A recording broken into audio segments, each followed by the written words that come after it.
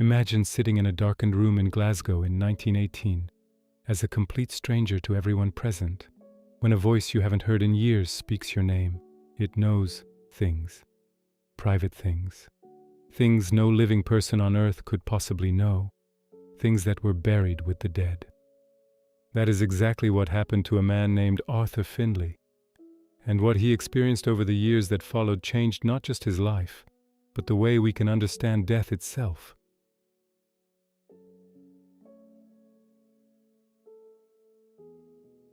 Welcome back to Whispers of Hope, the place where we explore the evidence that love doesn't end, that those we've lost haven't truly gone, and that what we call death is really just a doorway. Today we're going deep into one of the most remarkable and well-documented accounts of communication with the afterlife ever recorded. We're talking about Arthur Findlay, a sharp, hard-headed Scottish businessman, and the extraordinary working-class medium he met one autumn evening, John Campbell Sloan. This isn't folklore. This isn't wishful thinking. This is a man who demanded proof and got it. Arthur Findlay was not the sort of man you'd expect to write a book about life after death. He was a practical man, a man of economics, mathematics, and physics. He dealt in facts. He built businesses. He was, by his own description, no dreamer, no mystic. He tells us himself, "I am not psychic, and my mind runs on practical everyday lines." So when this man, skeptical, analytical, forensic in his thinking, sat down after 12 years of investigation and published what he found, the world paid attention. His book, On the Edge of the Etheric, became one of the most influential works on the survival of the human soul ever written. But it all began on a Sunday evening walk in Glasgow in September 1918, when he wandered past a spiritualist church, stepped inside on a whim, and a stranger offered him a challenge. "Come tomorrow night. I'll take you to a medium, and I'll show you proof." The medium was John Campbell Sloan. Before we get to the evidence, I want to spend a moment on the man himself, because understanding who John Sloan was is actually one of the most powerful reasons to take everything that followed seriously. Sloan was a working-class man from Glasgow, a packer at a warehouse. He earned a few pounds a week and lived in a modest home. He had raised a large family. He read almost no books.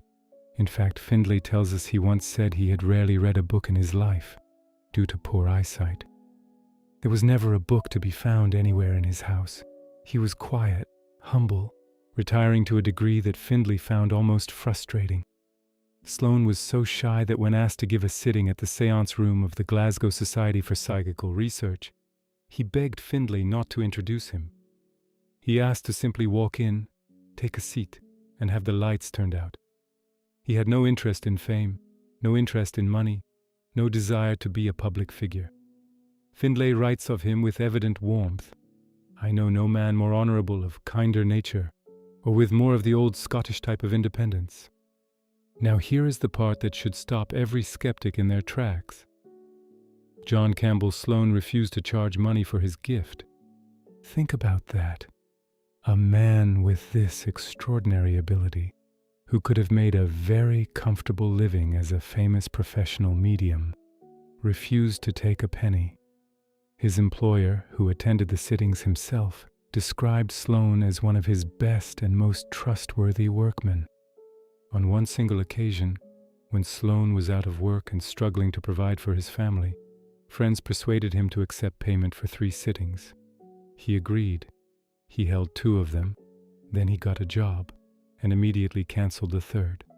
He said, "I have now got a job, and I shall never again take money for my mediumship, if I can get work to enable me to support my family." He held the 3rd sitting anyway, but only on the condition that no one paid him. That is the character of the man we are talking about. Not a performer chasing profit, not a trickster building a business. A working man who felt he had been given something not for himself, but as a duty, and who gave it freely week after week for nearly 50 years. And then he passed peacefully from this world in 1951, at the age of 82. Findlay put it beautifully at the end of his book, In all humbleness and modesty, he gave freely and expected nothing. Now let's address the obvious question, because Findlay asked it too on that first night. Could this all be an elaborate fraud? Let's think through what that would actually require. At that first sitting in 1918, Findlay arrived as a complete stranger. He gave no name. He knew no one in the room. No one knew him. The meeting was held in near darkness. 30 separate voices spoke that evening. Different tones, different accents, different personalities. Each voice spoke to the right person, knowing their correct name, their address, their private family affairs. Never once a mistake in 3 hours of sitting. Findlay sat and thought. This would require a spy network of staggering thoroughness and a performer of unimaginable skill. But then came the moment that shattered all of that. A voice spoke directly in front of his face. It gave a name, Robert Downey Findlay, his father. And then it said something that only 3 people on Earth had ever known. A private matter, never spoken aloud to anyone, involving a business dispute between his father, a partner named David Kidston, and young Arthur himself, something that had happened 14 years previously. Then a second voice came forward. It gave the name David Kidston, the very other man who had been party to that secret, and it continued the conversation his father had started, ending with the words, "I am glad to get that off my chest at last." Findlay writes, "No spy system, however thorough, no fraud or impersonation by the medium or by any accomplices could be responsible for this. He was the only living person on Earth with knowledge of that private matter. Not the medium, not anyone in that room, no one." Over the following years, Findlay built up a systematic record of his investigations. He attended 39 sittings with Sloan. He recorded 83 separate voices speaking to him or to friends he brought with him, friends introduced anonymously, sometimes under a false name. He classified every piece of information received. 180 items he rated A1, meaning it was impossible for the medium or anyone present to have known them.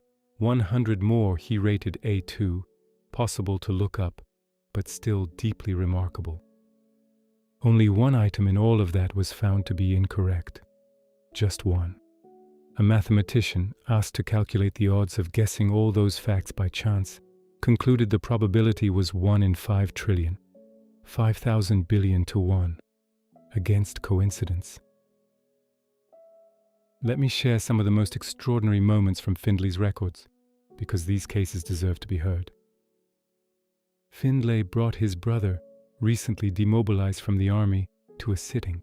His brother knew no one knew him, no one even knew he had served. A voice began calling his brother's attention, insistently, claiming to be a soldier named Eric Saunders. His brother said he didn't recognize the name. The voice said, "I knew you in the army, near Lowestoft." His brother tested it, mentioning several other places he'd served. Deliberately leaving out Lowestoft, the voice corrected him. "No, not those places. You were at Kessingland." Kessingland, a tiny fishing hamlet 5 miles south of Lowestoft, where his brother had spent part of 1917. It went further. Saunders correctly named the company Commander. Corrected his brother about the guns. "No, you didn't have the Lewis guns then. It was the Hotchkiss." He correctly named the location of the billet and described a specific general's inspection where the men were made to race about with their guns, a moment that had been a standing joke among the troops. Months later, his brother tracked down the corporal who had kept a training diary. They found the name Eric Saunders, fully qualified, August 1917, with a red line through it, the mark used when a man shipped out to France. 14 separate, verifiable facts, all correct. A man Sloan had never met, speaking to another man Sloan had never met, about events in a place Sloan had never been.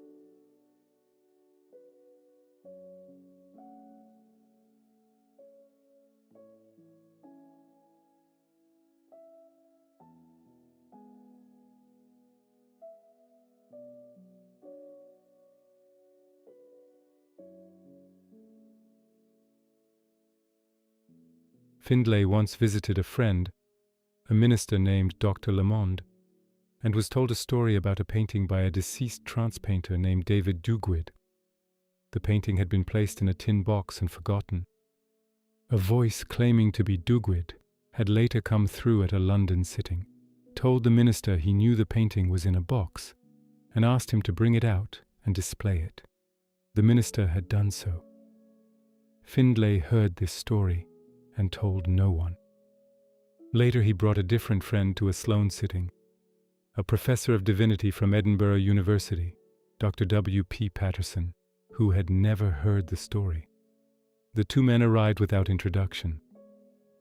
During the sitting, a strong voice boomed out, addressed Patterson by name, identified itself as David Dugwid, and asked him to tell Dr. Lamond, giving his full address at 18 Regent Terrace, Edinburgh, that he was grateful for keeping his promise and placing the painting on the mantelpiece.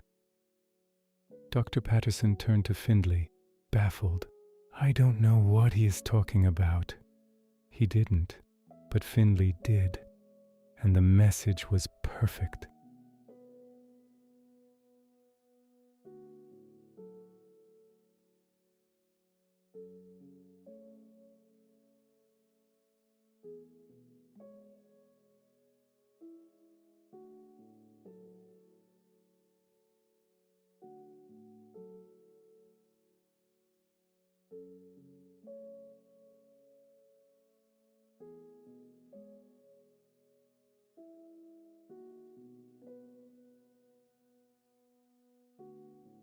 Perhaps most astonishing of all, one evening, a friend of a prominent Society for Psychical Research member attended a sitting with Findlay, a complete stranger to everyone present.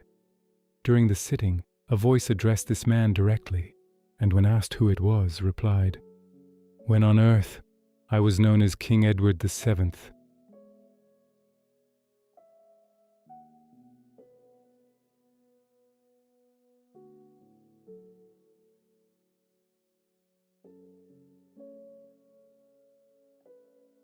A personal conversation followed. Names were mentioned, and at the end the voice said, "I must thank you for all your kindness to my wife, Queen Alexandra. I do not know how she could have gone on without you, and you have relieved her of much worry and care." After the sitting, Findlay asked the man about his connection to Queen Alexandra. The man replied quietly, "Oh, I am the controller of her household. No one in that room knew that. Not Sloan, not Findlay, no one." Queen Alexandra herself, when she heard about this sitting, requested a sitting with Sloan, and it was arranged in London, attended by Sir William Barrett, Sir Arthur Conan Doyle, Sir Oliver Lodge, and Marconi. It is said she came away with great satisfaction.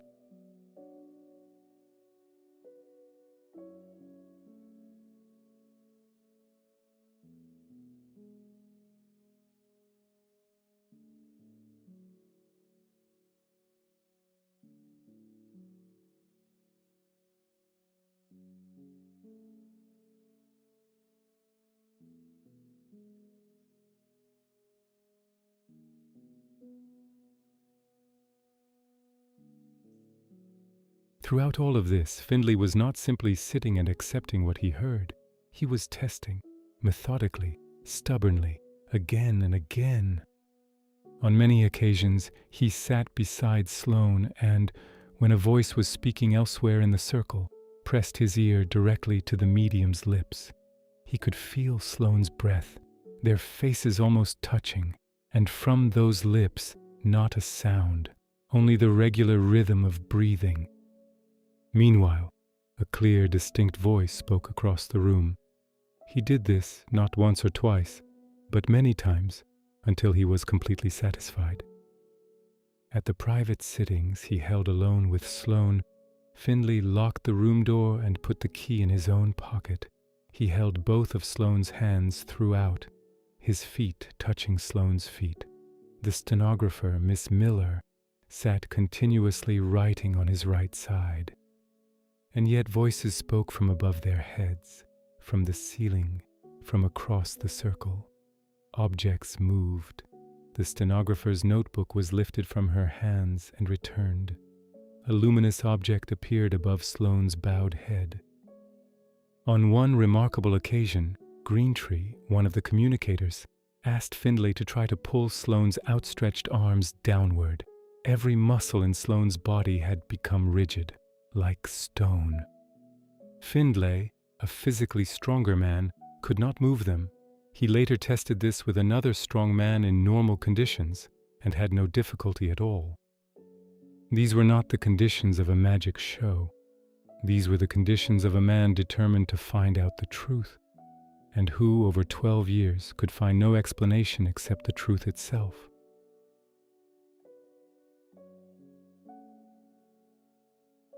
So, what does all of this mean for us, for those of us who have lost someone, who ache with the question of whether they still exist somewhere? Findlay put it plainly after all his years of searching. Those we call dead live on as men and women in a duplicate etheric body. They remember, they feel, they love. They are interested in us, more interested often than we might imagine.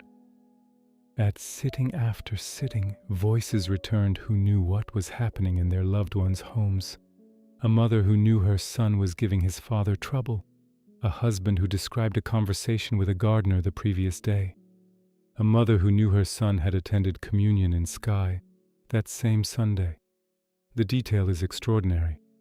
The consistency across hundreds of sittings over years is extraordinary. And the character of the man through whom it all came, quiet, honest, unglamorous, asking for nothing, is itself a kind of evidence. Findlay had sat with mediums across Britain and America. He said plainly after all of that experience, John Campbell Sloan was the finest he had ever encountered.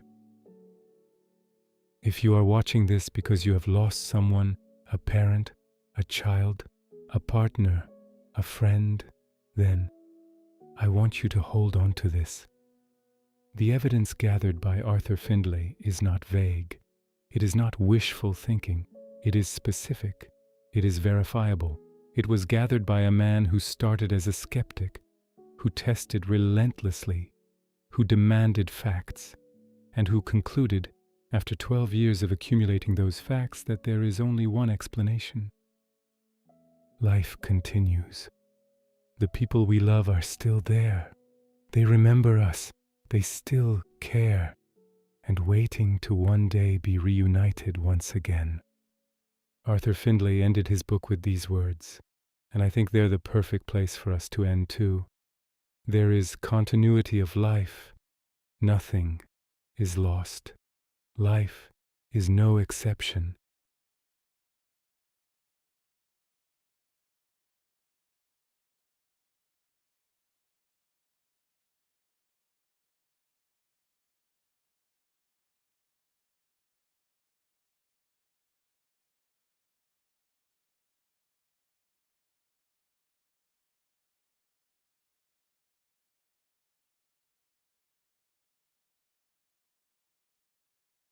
If this brought you some comfort today, please share it with someone who might need it.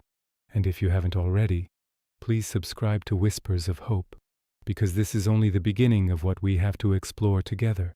Until next time, take care of yourselves, and know that you are never as alone as this world sometimes makes you feel.